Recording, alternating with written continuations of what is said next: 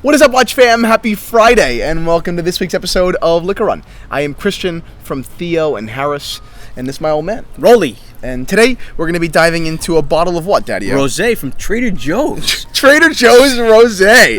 And we're going to be talking about, these kind of contradictory topics here. Rosé from Trader Joe's and the Audemars Piguet Royal Oak. One of the most coveted watches in the world. Love it. Let's do it. All right, before we jump into it, a quick wristwatch check. What are you wearing, Daddy-o? Check this out. I'm wearing the Tag Heuer Monaco with black face. It's a cool watch. I love this watch. It actually looks nice in that strap too. That's the OEM strap. Yeah. The Monaco's actually a watch you've wanted for quite some time. In blue face. In blue, yeah. And I think you would even like the crown on the other side, right? Because they make them with the crown on this side. That's right. Yeah, which would be like a little bit more of the original. Right. How does it feel in your wrist? That's the biggest complaint about the Monaco. People actually say it's a little too big for their wrists. This one fits fine, and I also like the strap size. Let me sit on your wrist.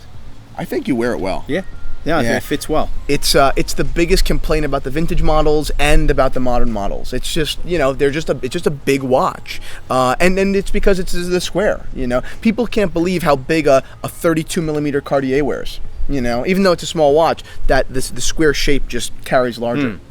I'm wearing today's topic. I'm literally wearing a Royal Oak, reference 14790. So let's crack open the bottle of wine you brought to Liquor Run, and let's talk about watches. Yeah, Trader Joe's sells a lot of wine, right? Yeah, a lot of shit wine. Of shit wine. Yeah, the $2 chuck, $3 chuck. Yeah. So this is I think this is like a $8 bottle of rosé. Yeah.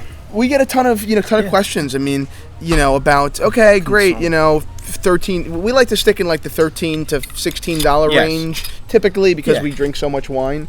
But I understand that's not necessarily where a lot of people want to live as far as price. They want to say, okay, how can I get below 10? So this was kind of an oddball that I'm glad you brought. Yeah. All right. Salud. So let's first of all. How's the nose on it? It has, oddly enough, it has like a Sauvignon Blanc nose to it, like that gooseberry thing. It's actually quite interesting. Quite nice. I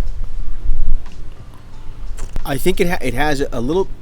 For me, the first thing I taste is a little bit of a bitterness. I get a lemon too. And a lemon, like a lemon, right? Or more even a lime. I don't even know if it's lemon. I think I get a little bit more lime. I'm getting like like after you do a tequila shot and you taste the lime, like that's kind of that's a little bit of taste that I'm getting. I taste grapefruit on this. Grapefruit too, grapefruit. Yeah. That's right. That's what it is. That's so right. Yeah. Jeez, you're good at this. That's good. Okay, so refreshing. Yep. Unpretentious. It's just. No, it's tasty. It's tasty. Some saucy scone, some cheese, some bread. Yep. That's it. Don't even worry about it. Let's do it. So, okay. This is to me not only one of the nicest watches in the world, right? I think it is one of the most interesting watches in the world. I think that the Royal Oak has the best story possibly ever written in the world of design, business, marketing. I'm madly in love with the Royal Oak. It's grown on me significantly. So are you familiar with the story? I'm not. So 1971, Audemars Piguet, as well as literally almost everyone in the watch industry, was in deep shit, right? Quartz was beginning to come in, steal market share. Yes, okay. Now, these weren't necessarily great quartz watches. Right. What they were doing was offering an item, a watch, right, that previously had to be expensive and mechanical and hard to maintain. And now they made them more accurate, right, less expensive. Wow. And kind of marketing wise, the future. Right. This is mechanical watches are in the past. This is the future. Right. And frankly, because the way that luxury watches looked and were marketed, they almost created the gap for Quartz to come in and take over because luxury watches were farty. And I love them, but they're thin gold watches. They're like grandpa watches. Yes.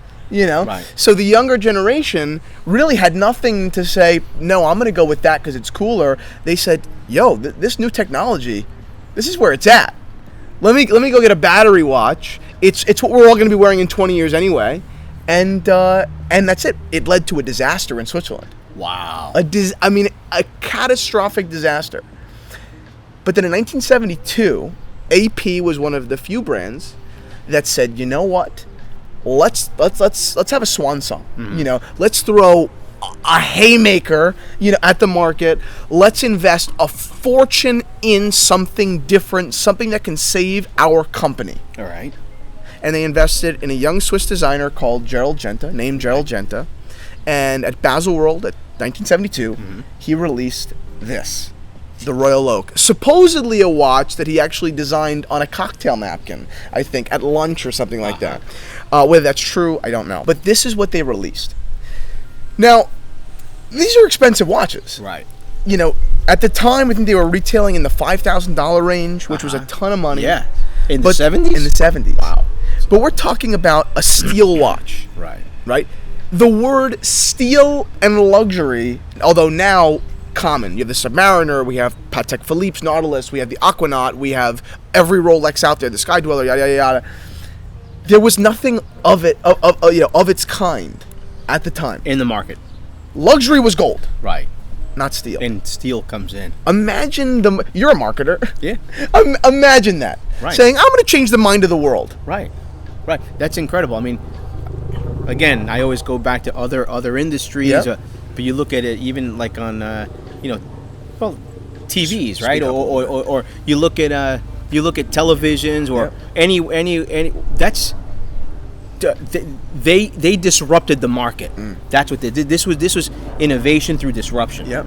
Okay. Yep. So- And the cojones. yeah. Right. That's To a lot say, of guts to let say, me right, put this right, brand, this entire brand, this global brand, right on the line. on the line. I mean, and Jean-Claude Beaver, someone who was working at AP at the time, a man who went on to make billions of Right. dollars in the watch Right, industry, right. now the head of LVMH watches, talks about AP was investing all of their money Right. in the Royal Oak. Right. Everything they had, they invested in the Royal Oak. They had to make it a success. Right. And they owned the contradiction. In their own marketing, they poked fun Right. at what they were doing. Right. One of their ads said, the Royal Oak, a luxury watch in steel, and other contradictions now available at this store. That's at Audemars Piguet. fantastic. Yeah, and other contradiction. I mean, That just shows a lot of self-awareness. Yes. Knowing who you are as a Yep. company and what you were trying to do is very rare. another ad said $5,800, and they didn't even hide the bolts. You know, on the bezel. I mean, Right. it was very. They Yeah. really owned Right. It's what aggressive. It's aggressive. Yeah. You know, but you can't do something this bold without being aggressive. Yeah. I mean, we sell at Theo and Harris. We sell watches that everyone already wants. Right. I can't imagine trying to every day not only sell but invest everything I have into selling something that really no one in the world wants. Right. That's exhausting. But they did it. And they created literally one of the most important watches ever. A watch that changed the idea of luxury, period, specifically in the watch world, if you want to add another. Yeah. Isn't that amazing? It's amazing. I didn't know the story that I knew it superficially. I didn't know that much in depth. That's actually, to me, it's got again, you said cojones. Got a lot of guts. Yep. Belief in your own company. Yep. And in a way, I mean, there's some romance in that story as well. Beautiful. Yeah.